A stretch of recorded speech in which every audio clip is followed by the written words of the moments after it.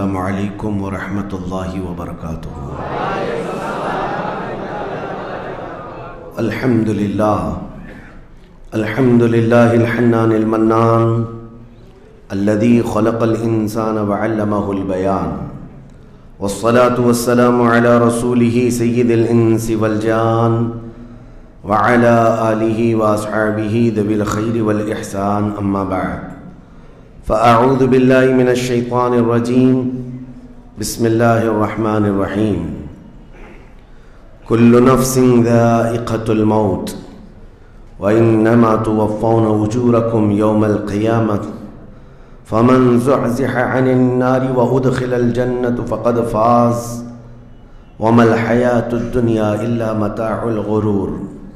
صدق اللہ مولانا العظیم۔ بارگاہ رسالت مآب صلی اللہ تعالی علیہ وسلم میں درود پاک کا ہدیہ پیش کریں۔ اللہم صلی علی سیدنا و مولانا محمد معدن الجود والکرم وآلہ واصحابہ الکرام وابنہ الکریم وبارک وسلم صلاۃ دائمۃ سرمدا ابدا۔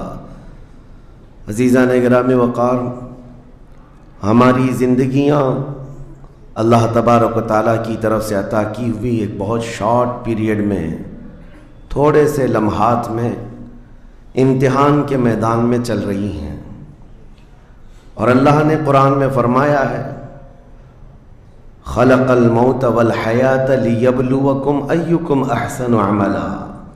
اس نے موت اور زندگی اس لیے بنائی ہے تاکہ تمہیں پہچانے، تاکہ تمہیں آزمایا جائے کہ تم میں سے اچھے عمل والا کون ہے۔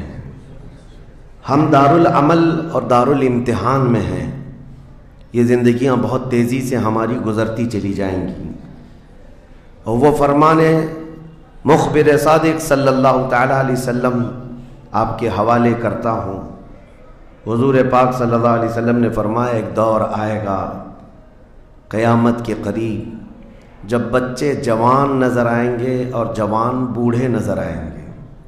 یہ وہی دور ہے۔ چھوٹے سے چھوٹے بچوں کو دیکھیں، وہ جوانی کی باتیں کرتے ہیں۔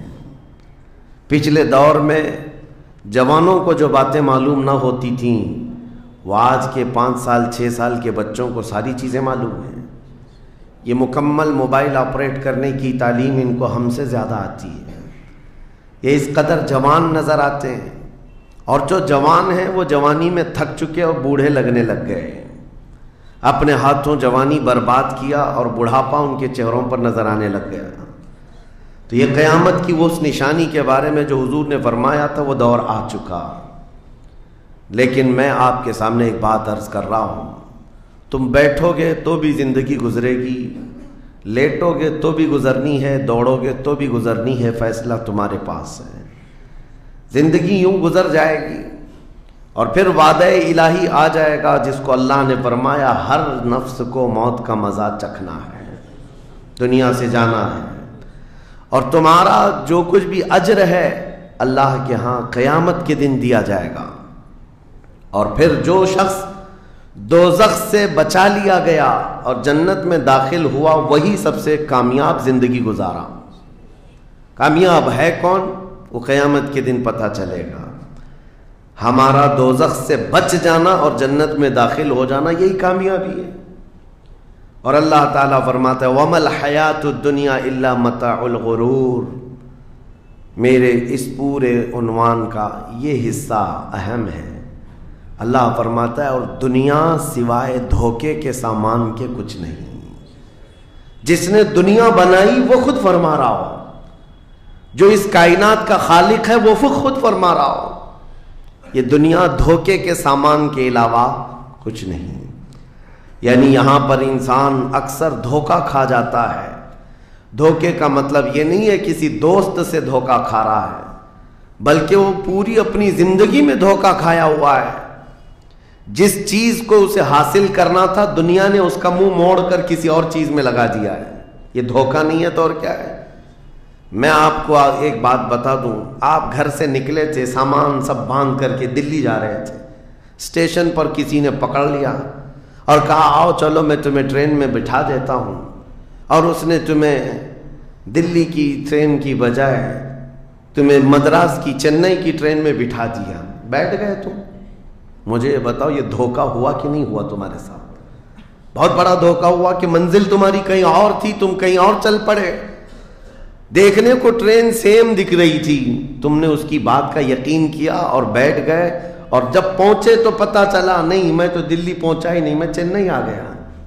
زندگیاں اسی طرح سے گزر رہی ہیں. تم جس راستے پر چل رہے تھے اصل تمہاری منزل مدینہ طیبہ ہے، تمہارا سفر حضور پاک کے قدموں تک پہنچنا ہے، لیکن ایرا غیرہ آتا ہے اور تمہیں کسی دوسرے ٹریک پر ڈالتا ہے اور تم چل پڑتے ہو اس کی بات پر. اسی لیے قرآن نے کہا یہ دھوکے کے علاوہ کچھ نہیں ملتا یہاں پر.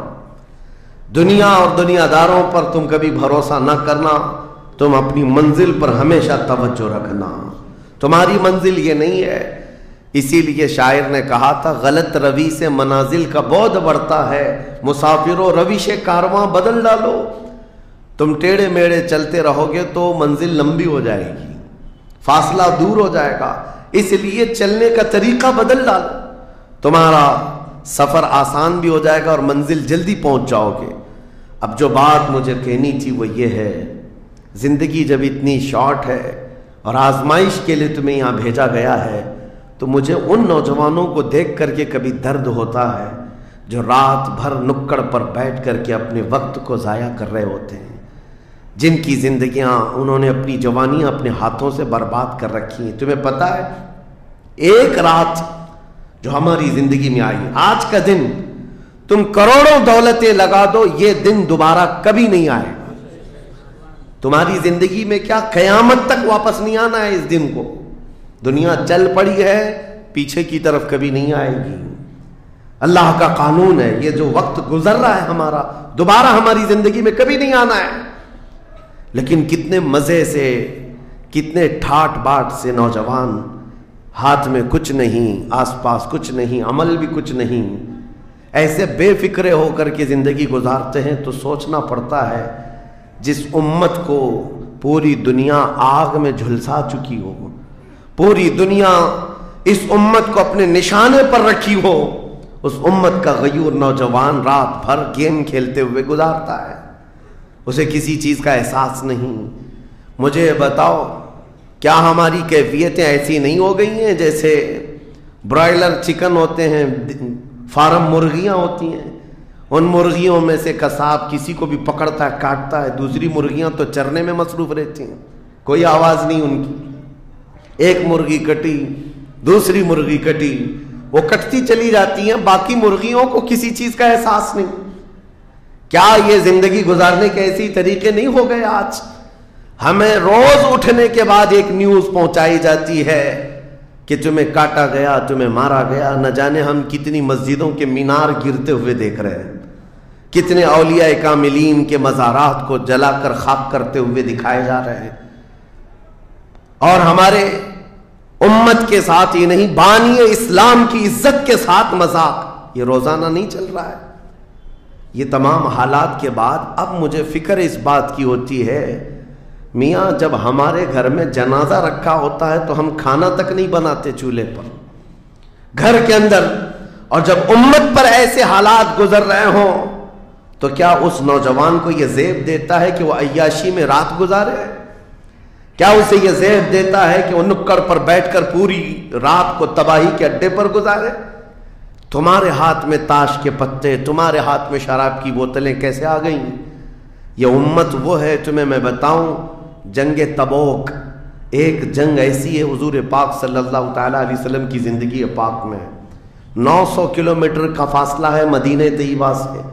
ہوا یہ تھا کہ ایک صحابی رسول حضور صلی اللہ تعالیٰ علیہ وسلم کے قاصد بن کر جا رہے تھے، اور بیچ راستے میں ایک عیسائی بادشاہ کے گنڈوں نے اس صحابی رسول کو گرفتار کیا اور ان کو ٹکڑے ٹکڑے کر قتل کر دیا. موب لنچنگ اس زمانے میں بھی ہو رہی ہوتی. یہ خبر جیسے ہی مدینہ طیبہ پہنچی، وہ لوگ ایسے نہیں تھے کہ انا للہ پڑھ کر خاموش ہو جاتے. صحابہ کرام کا جمع غفیر مدینے میں جمع ہوا. عرض کیا یا رسول اللہ صلی اللہ علیہ وسلم آپ کا حکم کیا ہے؟ نبی کریم صلی اللہ تعالیٰ علیہ وسلم نے صحابہ کرام کو بھیجا. اس میں سپہ سالار کی تعداد کئی صحابہ کی تھی اور جب یہ لشکر جرار مدینہ طیبہ سے نکلا 900 کلومیٹر دور چل کر کے گئے، اور وہاں جا کر کے جن لوگوں نے حضور کے ایک غلام پر ہاتھ اٹھایا تھا ان کے بخیے کھڑا کر دیے اور ان کو الٹ پلٹ کر کے آئے اور لوگوں کو یہ میسج دیا تھا کبھی حضور کے غلاموں کی طرف چھیڑ خانی نہ کرنا ورنہ پورا مدینہ باہر آ جائے گا۔ یہ یونٹی، یہ اتحاد، ان کے اندر یہ احساس میرے آقا صلی اللہ تعالی علیہ وسلم نے پیدا کر رکھا تھا کہ کل مؤمن جسد واحد۔ حضور صلی اللہ تعالی علیہ وسلم نے فرمایا کہ پورا جتنے مومن ہیں وہ سب ایک جسم کی طرح ہیں، ایک جسم کی طرح ہے۔ اذا اشتکى عضو تداعى له سائر الجسد بالسحر والحمى، جیسے ایک پارٹ کو اگر درد ہوتا ہے تو پورے جسم میں بخار آتا ہے۔ مومنوں کی کیفیت یہ ہونی چاہیے، لیکن احساس دھیرے دھیرے ختم ہوتا چلا گیا۔ آج ہماری پستی کا ایک سبب یہ بھی بتایا جاتا ہے جس کو شاعر نے کہا تھا، قوت فکر و عمل پہلے فنا ہوتی ہے جب کسی قوم کی شوکت پہ زوال آتا ہے۔ سوچنے سمجھنے کی صلاحیت پہلے ختم ہو جاتی ہے، آدمی سوچتا نہیں سمجھتا نہیں، بس اپنے وقت کو ضائع کر رہا ہے، برباد کر رہا ہے، بیٹھا ہوا ہے، گپیں لگا رہا ہے۔ میں آپ کو بتاؤں ہماری عمروں کا احتساب ہونا چاہیے۔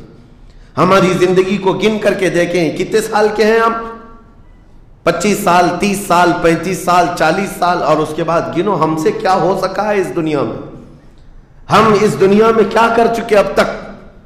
ہم سے کچھ نہیں ہوا۔ اگر تاریخ میں آپ کو بتاؤں میرے عزیزو، آپ کو پتہ ہے اس ہندوستان کی سرزمین پر سب سے پہلے لشکر اسلام کی سپہ سالاری کرتے ہوئے آنے والا ایک نوجوان محمد بن قاسم 10,000 کا لشکر لے کر عرب سے آیا تھا اور پرچم اسلام لہرایا تھا۔ تاریخ میں آج بھی رقم ہے، اپنے تو اپنے پنڈتوں نے بھی اس تاریخ کو لکھا ہے، ہاں پنڈتوں نے بھی لکھا ہے۔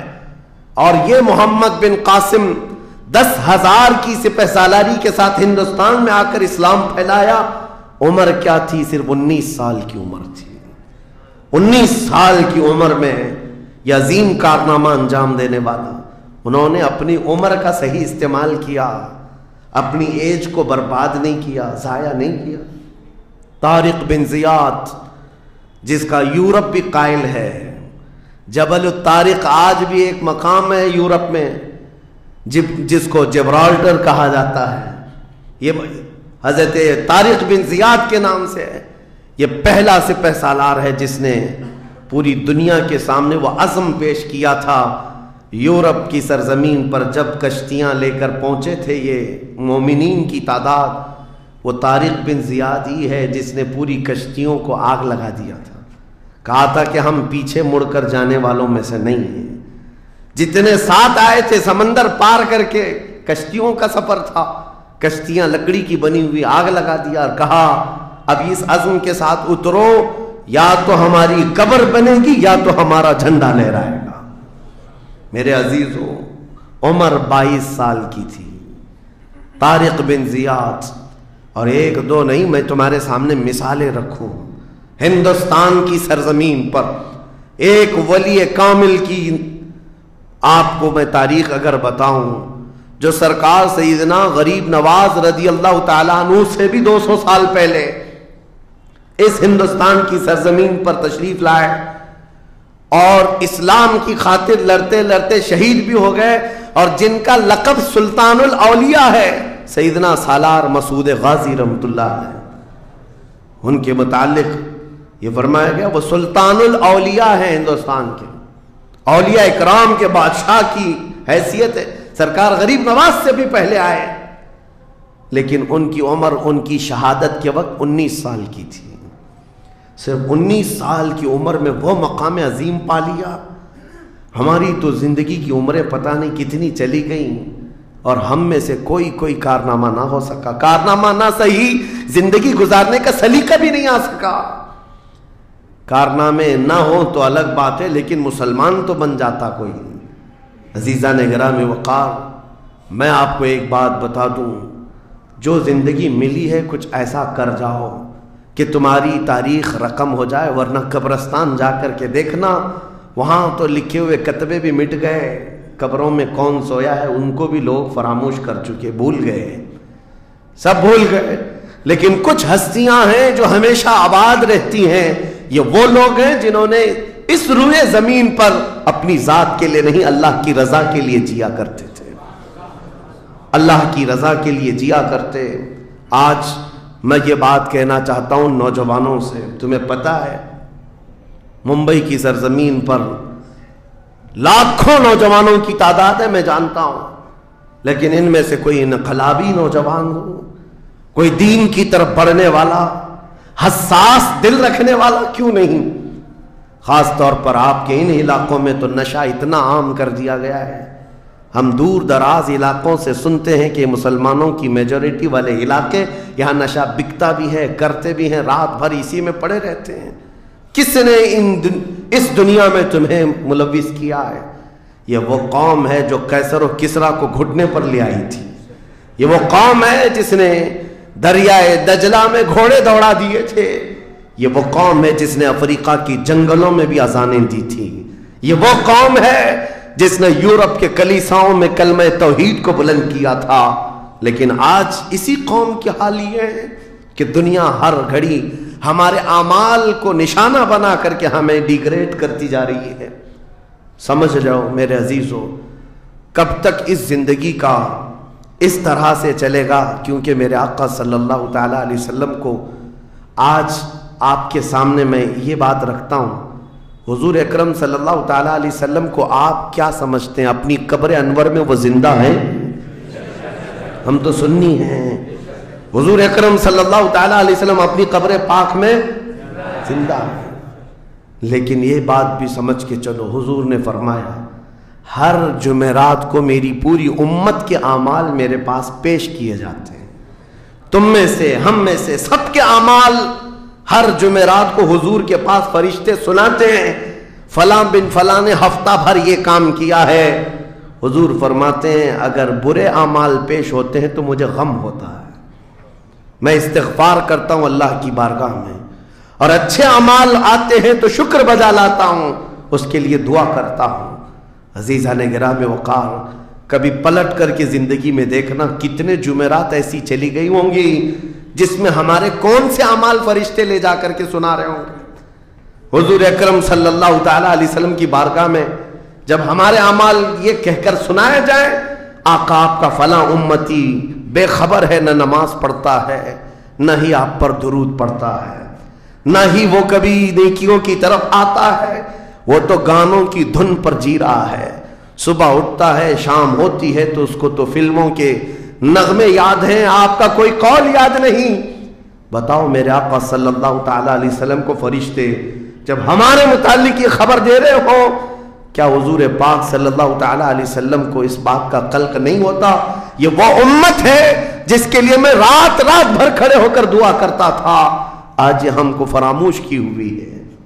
زندگی گزارنے کا مقصد سمجھ جاؤ میرے عزیزوں، اسی لیے میں آپ کو کہتا ہوں کہ زندگی یہ نہیں ہے، حضور تاج الشریعہ رحمۃ اللہ علیہ نے فرمایا زندگی یہ نہیں ہے کسی کی کسی کے لیے، زندگی ہے نبی کی نبی کے لیے، نہ سمجھ مرتے ہیں زندگی کے لیے، جینا مرنا ہے سب کچھ نبی کے لیے۔ جو لوگ یہ سمجھ جائیں اس نقطے کو، انہوں نے زندگی کی مرادوں کو پا لیا ہے، وہ حصولیاب ہو چکے ہیں۔ لیکن جو اب تک بھٹکے ہوئے ہیں ان کو میں دعوت فکر دوں گا، ایک بار سوچ لو، ایک بار سوچ لو، ویسے ہی دنیا ختم ہونے والی ہے اور تمہاری موت آنے والی ہے، ایک بار سوچ لو، ایک بار سوچ لو کہ ہمارے ساتھ آخرت میں ہونا کیا ہے، قبر میں ہمارے ساتھ بیٹھنے والا کون ہے، ہمارے ساتھ تنہائی کا نگہبان کون ہے، اور محشر کے اس بھرے میدان میں ہمارا ہاتھ پکڑنے والا کون ہے۔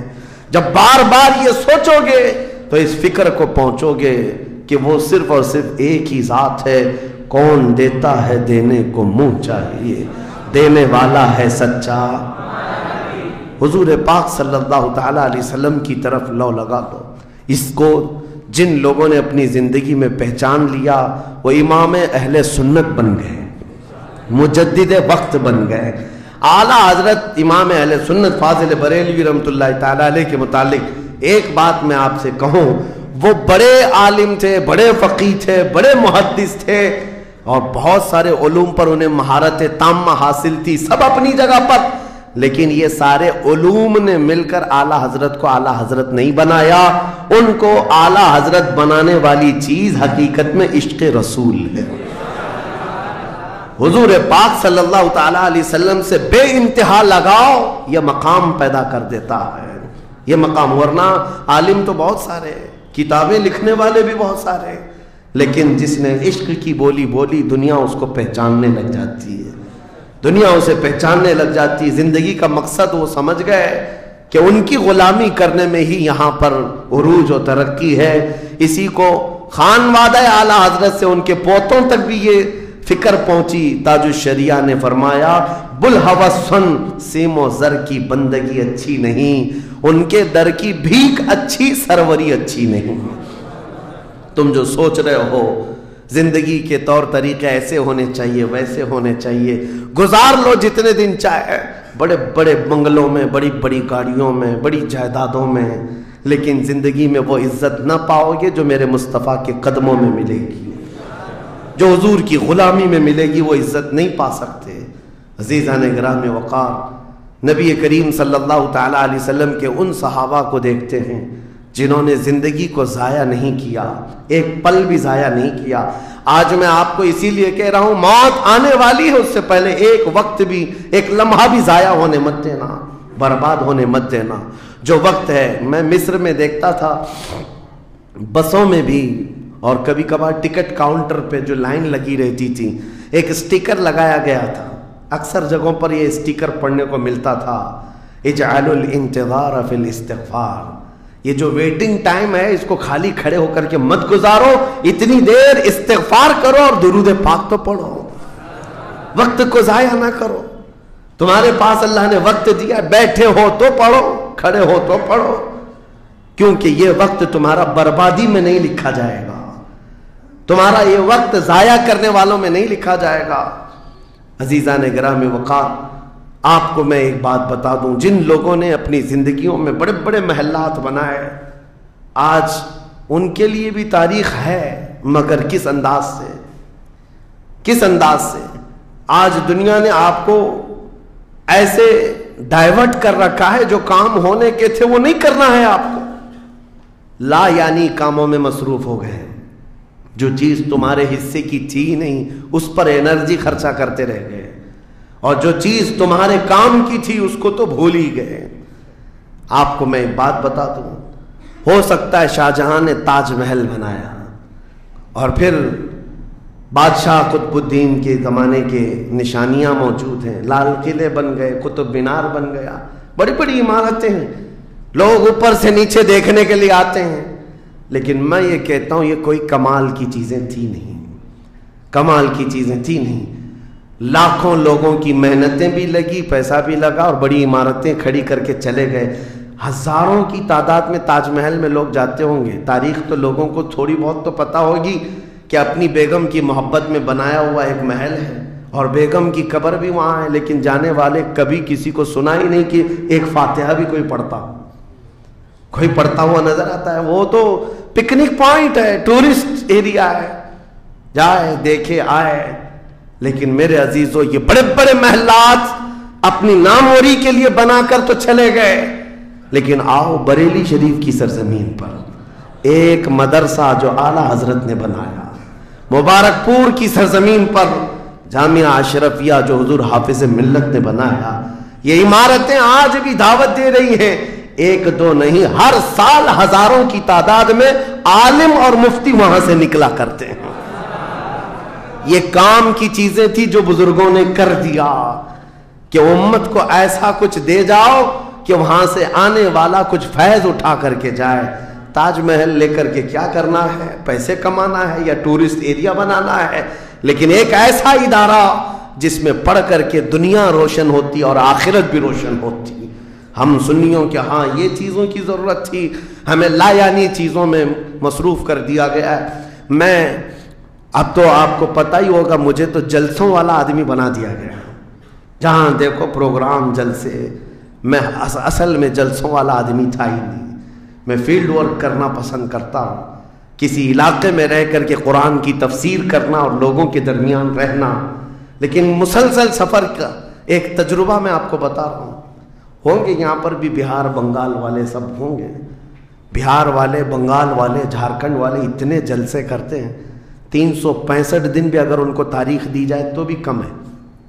ایک اینالائز کرنے والے بہار کے رپورٹر ہیں، انہوں نے رپورٹ لا کر کے ہمارے سامنے بتائی کہ حضرت 2022 میں اسٹیٹ آف بہار میں 4000 جلسے ہوئے، 4000 جلسے۔ میں ان کا مخالف نہیں ہوں، لیکن ایک فکر آپ کو بتا رہا ہوں، 4000 جلسے، جن میں سے ہر جلسے کا کم سے کم خرچہ 5 لاکھ روپے، اس سے کم خرچہ کرتے نہیں، 6 مہینے چندہ کرتے ہیں، اس کے بعد بڑا جلسہ کرتے ہیں۔ کیلکولیشن کر کے دیکھا گیا تو سال میں 2000 کروڑ روپے خرچے ہوئے، 2000 کروڑ روپے۔ میرے عزیزوں، ٹھیک ہے یہ سب اپنی جگہ پر، لیکن پورے اسٹیٹ پر گھوم کر کے دیکھیں تو مسلمانوں کے نام کی ایک یونیورسٹی بھی نہیں ہے، کوئی ایک بڑا ادارہ نہیں قائم کر سکے۔ 2000 کروڑ کی بھاری رقم سال بھر خرچ کرنے والا غریب اسٹیٹ جس کو لوگ سمجھتے ہیں۔ میرے عزیزوں، میں یہ بات اس لیے عرض کر رہا ہوں، جن چیزوں میں تمہارا ذہن الجھ گیا یہ وہ تمہارے کام کی نہیں تھی۔ اعلیٰ حضرت نے بہت پہلے فرمایا تھا، یہ دنیا کا حال یہ ہے، شہد دکھائے زہر پلائے۔ یہاں پر چکا چوند دکھنے والی چیزیں وہ تمہارے حق کی نہیں ہے۔ اور ممبئی والے کیا کرتے ہیں؟ وہ تو بہار والے جلسوں میں ہیں، ممبئی والے کھچڑا کمپٹیشن کرتے ہیں۔ ہاں، اس محلے میں 51 دیگ بنی ہے تو ہمارے ہاں 60 دیگ بنے گی، 70 دیگ بنے گی۔ اور کھاتا کون ہے؟ جو پہلے سے کھائے ہوئے لوگ ہیں، دن بھر 5 ٹائم کھانے والے لوگ ہی کھچڑا کھا رہے ہیں۔ ثواب تو ان کے لیے تھا اس غریب کو کھلانے پر جس کے گھر میں ایک روٹی ہے تو دوسری روٹی نہیں ہے۔ کھلانا بالکل ثواب ہے، حدیثوں میں ملتا ہے، کھلانے سے بڑھ کر کے ثواب نہیں ہے، پہنانے سے بڑھ کر۔ سرکار غوث پاک کا یہ فرمان بھی ہے، میں نے ساری نیکیوں کو الٹ پلٹ کر کے دیکھ لیا، رحمان کو 2 نیکیاں سب سے زیادہ پسند ہیں، ایک بھوکوں کو کھلانا، ننگوں کو پہنانا، یہ 2 چیزیں۔ لیکن یہاں پر کن لوگوں کو کھلایا جا رہا ہے؟ ہم ہی لوگ تو کھاتے ہیں۔ ہمارے گھر میں بھی کھانا بن رہا تھا، ایک دن سڑک پہ بنا لیا، انٹرٹینمنٹ کر رہے ہیں۔ اور اس پر آپ یہ نہ سمجھیں کہ میں ان تمام چیزوں کا مخالف ہوں، کرو جتنی حیثیت ہے اتنی کرو، لیکن یہ نہیں ہے کہ ہمارا سارا کا سارا دار و مدار اسی پر ہے۔ سنیت اسی کا نام نہیں ہونا تو یہ چاہیے تاکہ ہمارے پاس ایسا مضبوط قلعہ ہوتا جو ہر زمانے میں میرے مصطفیٰ کی عزت پر پہرا دینے والے سپاہی وہاں پر تیار ہو رہے ہوتے۔ ہمارے پاس نہیں ہے ان تمام چیزوں کی، اس لیے مجھے درد ہوتا ہے اس بات کا کہ ہم نے جن چیزوں کے لیے اللہ تعالیٰ سے امانت لی تھی، ہمیں اللہ تعالیٰ نے نوازا تھا، وہ ہماری رقم بھی غلط جگہ جاتی، ہماری زندگی کا وقت بھی غلط جگہ جا رہا ہے۔ عزیزان گرامی وقار، ان سب چیزوں کا سوال ہوگا قیامت کے دن ہم سے، ہر چیز کا سوال ہوگا۔ اگر ہم نے وقت کو ضائع کیا ہے اور اپنا مال بھی غلط جگہ استعمال کیا ہے، ہر جگہ ہماری پکڑ ہوگی، ہماری پکڑ ہوگی۔ ایک ہفتہ قبل میں نے سنا، ہمارے چاہنے والے ہیں عزیز، انہوں نے کہا ایک درگاہ پہ گئے تھے، سنا ہے ایک بہت بڑے سیٹ ہیں، وہ 2.25 کروڑ کا صرف دروازہ بنا رہے ہیں اللہ کے ولیوں کے آستانوں پر۔ میرے عزیزوں، یہ اللہ کے وہ ولی ہیں، نہ تمہارے دروازے کے محتاج ہیں، نہ تمہاری چادر کے محتاج۔ ان کے انتقال کے بعد جو ان کو اللہ نے مقامات دیے وہ تم نہیں پہنچا سکتے، وہ تو اللہ تعالیٰ کے رحمت میں ہے، جنہیں اللہ تعالیٰ جنت کے جوڑے پہنا چکا ہو، جن کے لیے جنت کی ہوائیں چل رہی ہوں۔ ان اولیاء کے مشن کو زندہ کرنا حقیقت میں ایصال ثواب، ان کے لیے سب سے بڑی نظر و نیاز یہی ہے۔ ماررہ مطہرہ میں حاضر تھا، بڑی خوشی ہوئی، صاحب سجادہ نے بڑھ کر کے یہ اعلان کیا تھا، آنے والے زائرین جتنے سنی آتے ہیں، ہم ان سب سے کہتے ہیں کہ ہمارے اولیاء جتنے یہاں آرام کر رہے ہیں، इन औलिया को जो चादरें डालनी थी वो हम डाल चुके, तुम्हारी तरफ से अब किसी चादर के लाने की जरूरत नहीं, और अगर लाना ही चाहते हो एक दुपट्टा ले जाओ और गरीब बहन के सर पर ओढ़ा दो। ये पैगामात थे खानकाहों के, हकीकत में यही उम्मत का काम है। अजीज़ान गिराम वक़ार, लायानी कामों में पढ़ कर के हमारा वक्त जो बर्बाद हुआ उसकी तलाफी मुश्किल है, बहुत मुश्किल है। इसलिए मैं सिर्फ ये मैसेज देना चाहूँगा कि ज़िंदगी के उस पॉइंट पर आज हम आ चुके हैं जहाँ आंधियाँ तूफान हर तरह से एक बहुत बड़ी आजमाइश में हम गिरफ्तार हैं। किन किन चीज़ों का इलाज किया जाए समझ में नहीं आता। कभी कभार मैं बैठकर सोचता हूँ, घर में अगर गैस का पाइप भी लीक हो गया, आग भी लगी है, पानी का पूरा फव्वारा भी आ रहा हो, कचरा भी गिरा हो, तो आदमी सोचने लग जाता है किस चीज को रोकूं, पानी को रोकूं, गैस को रोकूं, आग को रोकूं, कचरा उठाऊं, क्या करूं समझ में नहीं आता। ये हालात आज हमारे साथ ऐसे ही हो गए, हम किन किन चीजों का मुकाबला करें समझ में नहीं आता। और फिर उस पर मजीद जब हम अपनी कौम की तरफ देखते हैं, ये तो गेम चलाते हुए मजे से बैठे हुए हैं, ऐसा लगता है इन्हें किसी चीज की फिक्र ही नहीं। शायर ने कहा था, जगह जगह के थक चुके हैं तुम्हें ये हंगामे, नशाते लज्जते ख्वाबे गिराम बदल डालो, उठो वो गरना हश्र ना होगा फिर कभी, दौड़ो के जमाना चाल अपनी चल गया। मेरे अजीजों, बस वक्त का एहसास तुम्हारे अंदर आ जाए, जाया न करो। मेरे आका सल्लल्लाहु तआला अलैहि वसल्लम की एक बात मैं तुम्हें बता देता हूँ।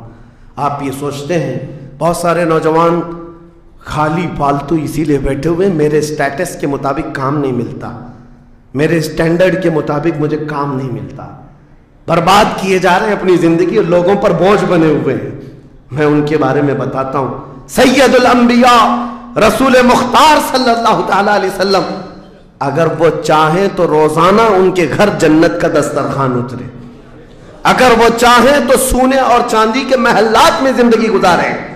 लेकिन जानते हो, नबी करीम सल्लल्लाहु अलैहि वसल्लम एक दिन सैयदा फातिमा ज़हरा के घर आए, देखा हसनैन करीमैन ताक में दुबके हुए बैठे, पेट पीठ से लगा हुआ है, आंखें अंदर है, हजरत फातिमा भी बैठी हुई, आवाज किसी की नहीं।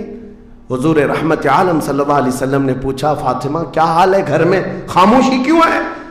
सैयदा कायनात ने कहा, अब्बा जान पिछले 4 दिन से हमारे घर में कोई खाना नहीं। हुजूर पाक सल्लल्लाहु तआला अलैहि वसल्लम ने ये नहीं फरमाया कि अभी बुलाता हूं जिब्राइल को, अभी दस्तरखान लाओ, अभी मेरे घर के खाने के इंतजामात करो। चाहते तो हुजूर ऑर्डर दे देते, सारी नियामतें आ जाती, लेकिन हुजूर ने क्या फरमाया सुनो।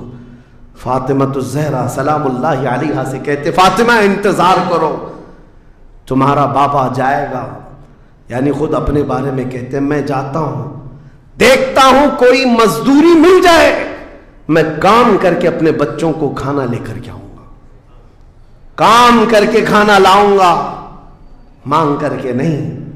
हुजूर रहमत आलम सल्लल्लाहु तआला अलैहि वसल्लम जो सैयदुल अंबिया हैं, जिनके कदमों का बोसा जिब्राइल अमीन लेते हो, वो चल करके मदीने के बाहर आए। गर्मी की तपिश अलग है, धूप है, बाहर आए, एक बगीचा था जिसमें माली काम कर रहा था, बागबान। हुजूर रहमत आलम सल्लल्लाहु अलैहि वसल्लम उसके पास जाकर पूछते हैं, तेरे बगीचे में कोई काम करने के लिए है, काम मिल सकता है? उसने कहा हाँ काम मिल सकता है, आओ मेरे बगीचे में कुआं है, डोल डालो, पानी उठाओ, एक दरख्त को पानी डाल देना, बदले में 2 खजूरें दूंगा, उजरत सिर्फ 2 खजूरें। रसूल रहमत सल्लल्लाहु तआला अलैहि वसल्लम फरमाते, मुझे मंजूर है। गए और जाकर अपने हाथ से रस्सी लेकर डोल कुएं में डाला, पानी खींचते थे, जब डोल भर कर आता अपने कंधे पर उठाते और दरख्त पर ले जाकर पानी डालकर आते। एक दरख्त पर एक मटका, एक डोल पानी डाला तो मालिक ने 2 खजूरें दी, बागीचे के माली ने 2 खजूरें दी। दूसरा डोल उठाया, फिर खजूरें मिली, तीसरा डोल उठाया, 6 खजूरें ली, चौथा डोल हुजूर ने डाला था कि रस्सी टूट गई, डोल कुएं में गिर गया। बागीचे का मालिक ये देखता है, वो पहचानता नहीं था। गुस्से में आते ही सीधे हुजूर पर हाथ उठा दिया, कहा कि तुम्हें काम नहीं आता, मेरी रस्सी तोड़ दिया। रसूल करीम सल्लल्लाहु ताला अलैहि वसल्लम ने पलट कर कुछ नहीं कहा।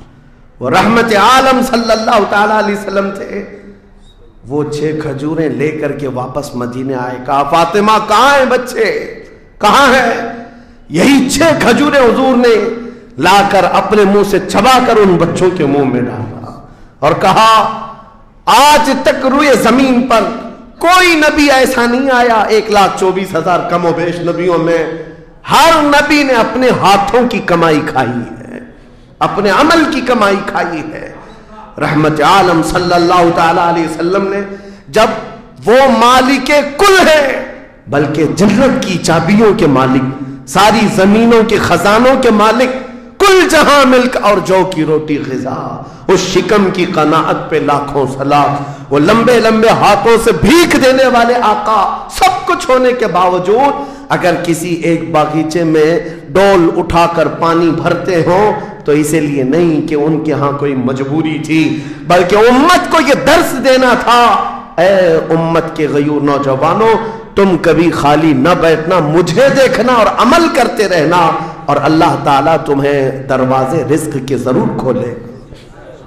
खाली बैठे हुए वक्त बर्बाद करने वाले लोगों को मैं अक्सर ये बात सुनाता हूँ, ऐ मेरे अजीजों, मुसलमान मोहल्लों में जहां से भी गुजरो हाल यही है, हाल यही है। रात को 4 बजे तक इनके यहाँ रोशनियां, किस बात के लिए? मियाँ क्या फिक्र हो रही है, किस बात की यहाँ मीटिंग चल रही है, चर्चे किस बात के? उम्मत की तबाही के चर्चे किस बात के? गप्पे लग रही होती हैं, कुछ नहीं। उन दूसरी कौमों को देखो जो फजर से पहले उठकर कामों पर भाग जाती हैं, सूरज डूबने से पहले वो घरों पर आ जाते हैं। आज तुम्हारे अखलाक और किरदार किसी और ने ले ली, एडॉप्ट कर लिए, और तुमको लोगों को ऐसा छोड़ दिया गया बेकायद के, बेक़ियादत के।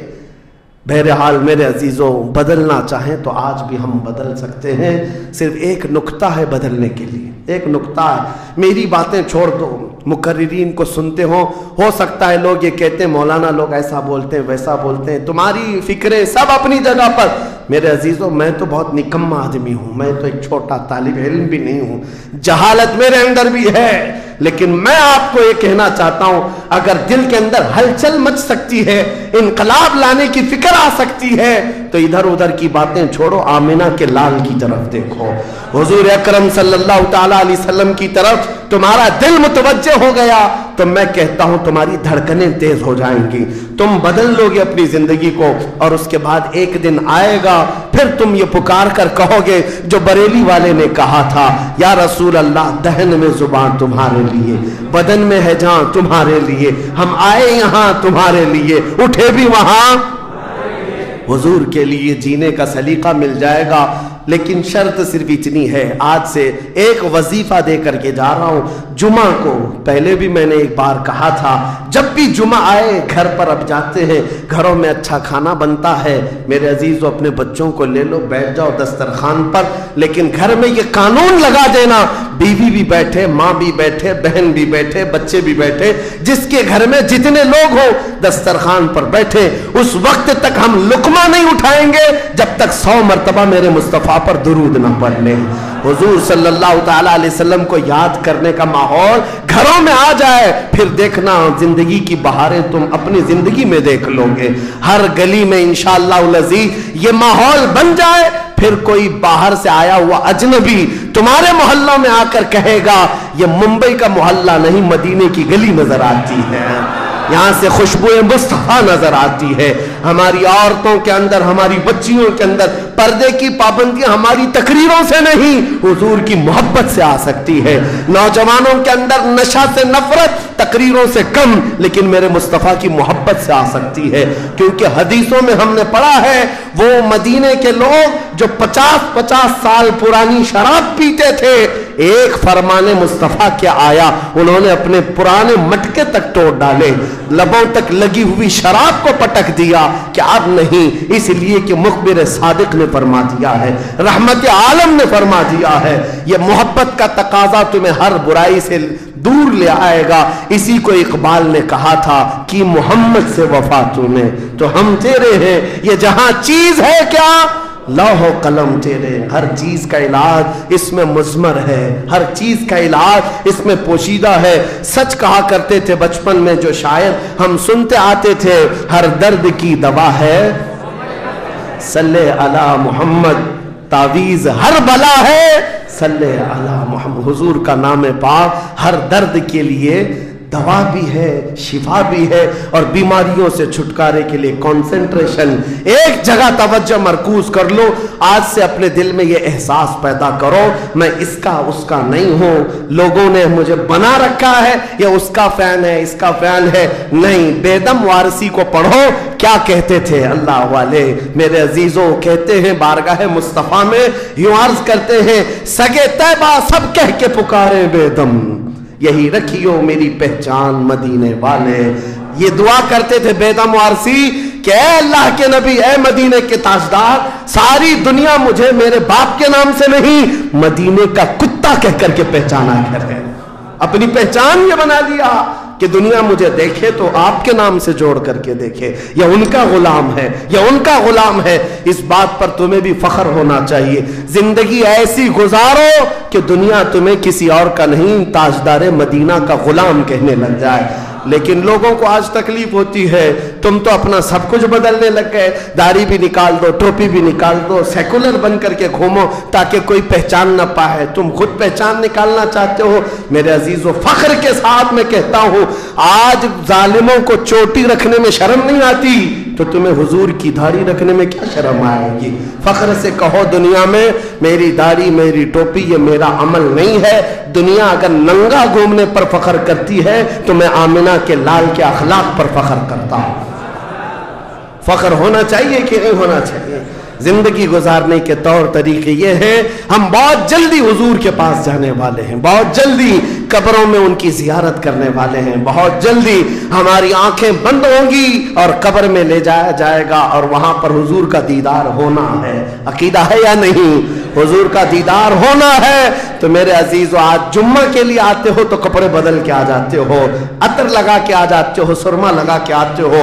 जिंदगी ऐसी गुजारो, जिस दिन मलकुल मौत बुलाए चलो चलना है हुजूर के पास, तो तैयार रहो, वो चेहरा लेकर जाना है जो हुजूर को दिखाना है, जो हुजूर को दिखाना है। सुन्नी तो वो है जो मरने से भी नहीं डरता और ये कहता है कि कब्र में जाने के बाद भी फरिश्तों से हम यही कहेंगे, अब तो पाए नाज से ऐ फरिश्तों क्यों उठो, मर के पहुंचा हूं यहां इस दिलरुबा के वास्ते, मर के पहुंचा हूं यहां इस दिलरुबा के वास्ते। हुजूर के लिए जीने वाला कभी मौत से भी नहीं भागता, डरता नहीं है। मौत उनके लिए हादसा है जिनको जलना है, जलना है, जलना है। हमारे लिए हादसा नहीं है। हमारा अकीदा यह है, हम इधर आंखें बंद करेंगे, उधर ज़ियारत मुस्तफ़ा होगी। हुजूर अकरम सल्लल्लाहु अलैहि वसल्लम की रहमत में जाएंगे। मौत से डरो मत, भागो मत। मेरे अजीजों, किसी अनजान जगह जा रहे हो तो डरना चाहिए। हमारा मानना यह है, जिस दिन हम जाएंगे हुजूर भी होंगे, सहाबा भी होंगे, गौसो ख्वाजा भी होंगे। इंशाअल्लाह अज़ीज़ जिंदगी ऐसी गुजारो कि उन अकाबिरीन की जमात में हम जाएंगे और मेरे आका सल्लल्लाहु ताला अलैहि वसल्लम हमें कबूल कर लेंगे। हुजूर ताजुश शरिया रहमतुल्लाहि ताला अलैह अपने जाने से पहले ये फरमा करके गए अपने एक नातिया दीवान में, या रसूल अल्लाह, मैं मरूं तो मेरे आका ये मलाइका से कहना इसे कोई मत जगाना, अभी आंख लग गई है, अभी आंख लग गई है। अल्लाह करीम हमें वो जिंदगी अता फरमाए जो दुनिया की थकन से चूर होकर जब आखिरत के सफर पर जाए तो मेरे आका की रहमत वाली झोलियां हमें सामने नजर आए, मेरे आका का हसीन चेहरे पाक हमारे कब्रों में नजर आए। अल्लाह करीम हम सबको जिंदगी जाया करने से महफूज फरमा दे, हमें काम वाला बनाए, नफा वाला बनाए, हर तरह से मौला उम्मत मुस्तफ़ा का हक अदा करने वाला नौजवान बनाए और क़यामत के दिन मौला करीम ہمارا حشر مصطفیٰ کریم کے صحابہ کے ساتھ فرمائے، ان کے جھنڈے تلے ہم سب کو مولا تعالیٰ ایک ساتھ جمع فرمائے۔ دعا یہ کرتے ہیں صبا وہ چلے کہ باغ پھلے، وہ دن وہ پھول کھلے کہ دن ہو بھلے، لوا کے تلے ثنا میں کھلے رضا کی زبان تمہارے لیے، لوا کے تلے ثنا میں کھلے ہم سب کی زبان یا رسول اللہ تمہارے لیے۔ وآخر دعوانا الحمدللہ رب العالمین۔ السلام علیکم۔